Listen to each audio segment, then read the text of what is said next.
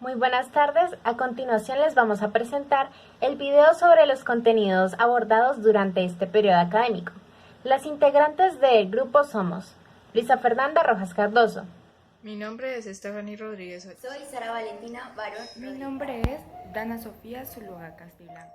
Somos del grado 11-2 de la institución educativa Las alumnas de la presentación. El primer tema que se vio en el segundo periodo fue la netiqueta. La netiqueta son pautas de comportamiento que se utilizan cuando se interactúan grupos de familia, amigos, en los chats, foros, blogs o correos electrónicos. Estas no son normas que están estipuladas, sino que es cada quien lo quiera utilizar para una mejor y buena comunicación entre estas actividades que mencioné anteriormente. La etiqueta tiene unas reglas básicas. La primera es recordar los modales, que son saludar, pedir el favor, agradecer y despedirse. La segunda es no olvidar la ortografía y escribir correctamente.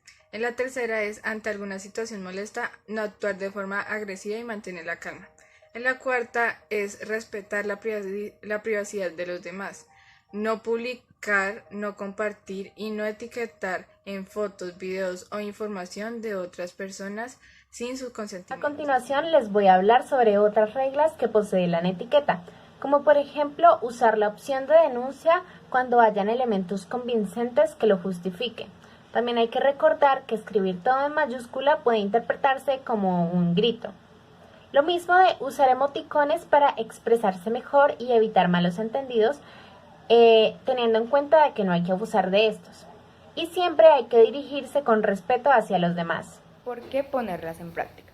Las netiquetas son muy importantes para un mejor manejo de la cortesía y la educación en plataformas virtuales frente a las personas que están accediendo o están en redes sociales.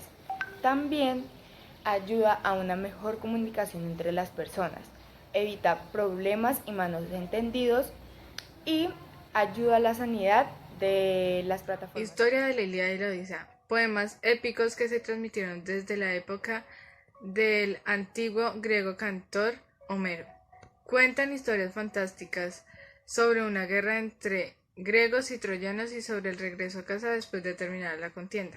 Son tan fantásticos con sus vengativos dioses y peligros sobrenaturales que es tan difícil que las personas crean actualmente que es real. Además de que a partir del siglo IV a.C. todos los griegos comenzaron a estudiar estas obras y era muy importante que los niños las leyeran. La Ilíada y la Odisea. La Ilíada consiste en un poema épico escrito por Homero que es considerado como el poema más antiguo de la literatura europea.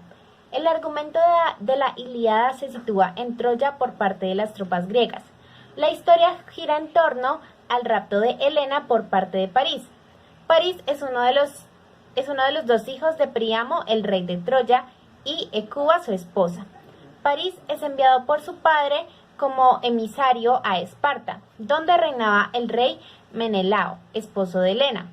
Aprovechando la ausencia de Menelao, París toma como rehén a Helena gracias a la ayuda de Afrodita y la lleva a Troya. Cuando Menelao regresa y se da cuenta del ultraje, prepara un bloqueo militar a Troya en el que será de vital importancia personajes como Ulises el Invencible. Hablaré de la Odisea, un poema épico, probablemente el más famoso jamás creado, donde narra en 24 cantos las aventuras y obstáculos que tiene que atravesar Ulises para regresar a Ítaca, a los brazos de su esposa e hijo. A continuación daré un breve resumen de la Odisea. Ulises, quien tras combatir durante 10 años en la guerra de Troya, trata de volver a su casa en Ítaca. Sin embargo, numerosos problemas le pondrán las cosas muy difíciles y tardará otros 10 años en regresar, teniendo que enfrentarse a criaturas como las sirenas o las hidras. Durante el tiempo que Ulises está ausente, su esposa Penélope y su hijo Telemaco han de aceptar que Penélope se vea con nuevos pretendientes, ya que su situación económica es difícil y empeora cada vez más, y muchos ya han dado a Ulises como muerto. Luego Ulises gracias a su astucia e inteligencia, logra regresar a Ítaca y una vez allí, logra que su hijo y esposa le reconozcan. Con esto, dando muerte al resto de pretendientes. Las familias de los pretendientes muertos claman venganza contra Ulises, pero la intervención de la diosa Atena provoca que los ciudadanos de Ítaca se pongan de acuerdo para negociar por la paz de la ciudad en los años venideros. Un pequeño resumen de una narración épica interesante, adecuada para cualquier edad si es interés épico, imaginativo. Características de los héroes de la Ilíada y la Odisea. Uno de ellos es que los héroes eran más fuertes que los hombres. También podíamos ver que los héroes eran más atractivos, eran altos y tenían un pecho muy ancho. También estos tenían autoridad por los otros hombres, tanto en la parte de los derechos o en la educación. También pues los héroes eran más por parte militar y burlaban a las personas militares, a los otros militares y a sus reyes y dioses. También pues los héroes son hombres, pero escogían a los que eran más valientes y tenían un conocimiento y una muy buena toma de decisiones. Siguiendo con la epopeya, esta se trata de una de las formas narrativas más antiguas que se conoce. Se inserta en el género de la épica y recoge relatos heroicos y mitológicos, los cuales se fundamentan en el imaginario cultural de un pueblo. La mayor parte de las veces se escribe en verso largo. La epopeya en las empresas económicas. Aquí podemos ver la salida de la crisis económica y pues se ve un trastorno administrativo, social y cultural. También pues adopta un ideario en la transformación social. El aspecto político en la epopeya motiva a la democracia social para que se dé lo que es el poder electoral y el poder ejecutivo, además de que refleja el honor y la dignidad, pero cabe recalcar que también lleva a lo que es la corrupción. La epopeya enfocada en el deporte significa la búsqueda y la obtención planificada o organizada de metas concretas, es decir, que busca un crecimiento deportivo atleta. Un ejemplo de esto puede ser un entrenador o un jugador que tiene un talento innato, el cual se desarrolla y se transforma en una lucha personal. La epopeya en el aspecto de las ciencias se ve como en la época se empiezan a experimentar con diferentes objetos y a explicarlos, como lo es el descubrimiento del fuego o teorías que salen sobre el mundo. Con los héroes se ve como la fantasía pasa a ser ciencia en diferentes contextos de la narración, como lo son diferentes relatos fantásticos del comienzo de distintos. El cuarto tema del que vamos a hablar es Juventud en Éxtasis. Las problemáticas planteadas. La principal problemática que se puede observar en la novela es que los jóvenes no son conscientes de los actos que realizan que los pueden llegar a perjudicar. También otra problemática que se puede ver es la de las enfermedades de transmisión sexual o las ETS en los jóvenes, debido a que estos están mal informados y no se protegen a la hora de tener relaciones sexuales. Otra problemática es que los hombres solo tienen sexo sin sentir, es decir, sin amor, mientras que las mujeres son más sensibles y siempre buscan experimentar el amor, es decir, que se practica el sexo machista. También otra problemática es un embarazo no deseado, la cual puede llegar a cambiar los planes de vida. Es decir, que debemos pensar 2 veces las cosas antes de hacerlas. Hay que amarnos primero a nosotros mismos y no tener aventuras pasajeras que pueden llegar a tener serios problemas en el futuro.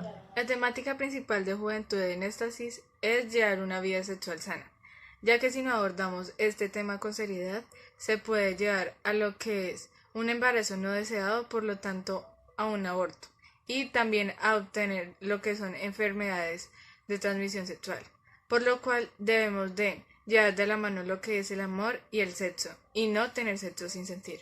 Además, di no cuantas veces sea necesario. Los valores en el libro Juventud en Éxtasis. A pesar de que este libro se enfoque más en los antivalores que tiene, podemos ver reflejado lo que es los valores de conocimiento, conciencia y paciencia. En los antivalores de este libro se encuentra uno como lo es la altanería, que se expresa como un sentimiento de superioridad hacia las demás personas de una forma grotesca. También encontramos la arrogancia.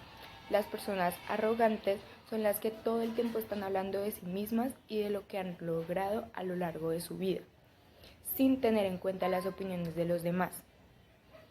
Esto es fastidioso para las demás personas y ellas suelen alejarse de las personas arrogantes. Otro es la agresividad. Este suele darse en diferentes actitudes negativas, como lo es las expresiones verbales que pueden dañar a otra persona psicológicamente y la pelea física. Un antivalor que se encuentra mucho en el libro como en la vida real es la mentira, donde las personas alteran la realidad de forma negativa hacia otras personas. El último antivalor que encontramos es la ignorancia, donde las personas actúan o dan su opinión de manera negativa hacia diferentes temas. La película El nombre de la rosa trata de que unos monjes franciscanos presencian unas muertes misteriosas.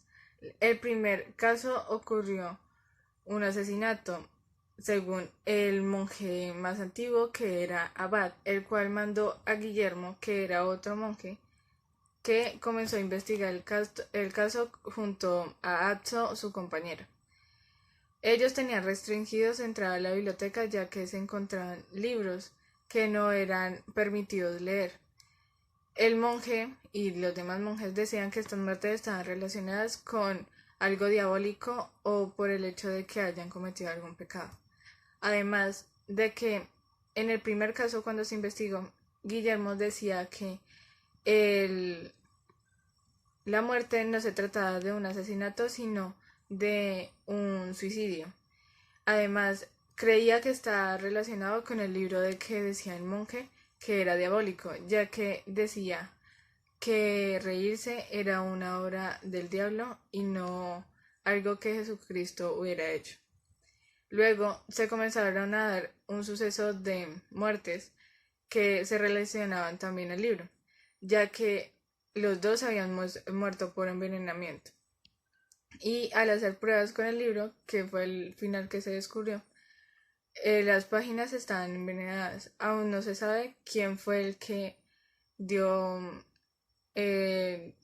untó las páginas con veneno y asimismo fue que asesinó a las demás personas. Cabe recalcar que Azzo se enamoró de una campesina que todos creían que las mujeres en ese tiempo eran obras del pecado y llevaban al hombre a lo que era pecar y cometer actos diabólicos. Al final él tuvo que abandonarla y irse con Guillermo. En el nombre de la rosa. Bueno, las costumbres de la época. Algunas de las costumbres eran que los hombres eran los únicos que podían ejercer labores como de la religión o algún tipo de trabajo y las mujeres no. También era prohibido reírse, sonreír o simplemente ser feliz, ya que decían que esto era diabólico y que no se podía hacer porque era pecado. También vestían de una manera particular, utilizaban vestimenta litúrgica, vestían batas con capuchas cubriendo desde la cabeza hasta los tobillos con colores ya sean cafés, beige o oscuros. También a los monjes les gustaba mucho escribir, leer, dibujar y expresar lo que pensaban a través de recursos literarios o artísticos. Eran muy religiosos y fieles creyentes de la Iglesia Católica Antigua. También algunos de ellos empleaban la Santa Inquisición para la tortura y asesinar a los herejes o a todo aquel que vieran que era considerado como del diablo. Como ya sabemos, la Santa Inquisición fue como una serie de instituciones dedicadas a la suspensión de la herejía, donde la mayoría eran ejercidas por la Iglesia Católica y esto se practicaba en la época medieval europea y se aplicaba la pena de muerte con muchos métodos de torturas muy crueles que se les aplicaban a las personas que se consideraban herejes. También usaban caballos para transportar a los de clase alta en carruaje, y cuando no habían caballos, las mismas personas eran los que tenían que llevar estos carruajes. También los monjes siempre cantaban reunidos todos los días en el mismo lugar, es decir, que formaban coros para cantarle pues al Señor. También otra costumbre era que ellos comían con las manos. Eso era muy habitual debido a que no existían los tenedores ni las cucharas, y por ello es que podrían contraer enfermedades. También ellos les preocupaba mucho el cuidado de la dentadura, aunque en ese tiempo no habían recursos para tener una buena higiene. En las relaciones sociales en la película El nombre de la rosa. Una de ellas es que las personas de clase alta botaban comidas por los barrancos donde le daban a las personas de clase baja la comida. Si estas iban y saqueaban la cocina de ellos, los ponían a juicio de muerte o abusaban de estas. Además de esto, también podíamos ver que ellos interactuaban por medio de ritos religiosos.